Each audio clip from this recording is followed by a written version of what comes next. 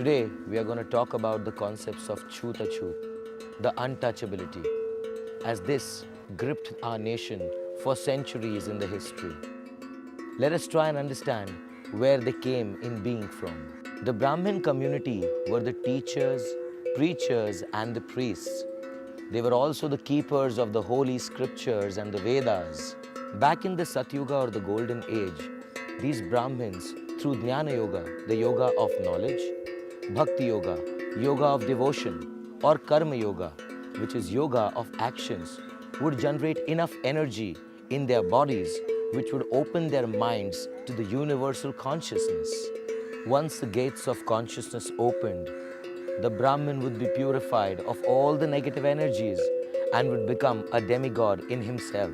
The energies of such a Brahmin or a person would be so pure.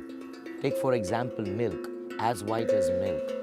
Any energies in the vicinity or any energies that would connect to this particular individual through food, clothes, or the people around would change the color of his purity. Such a Brahmin's energies would be extremely pure, just like the color white.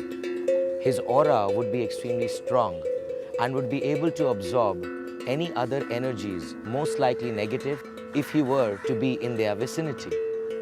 It didn't matter whether he connected to these energies knowingly or unknowingly. They were sure to slow down his process of evolution and also weaken the fire generated within the body through immense penance.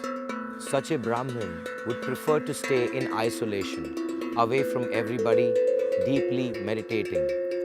This would make sure that he came in no contact of any negative or positive energies from around.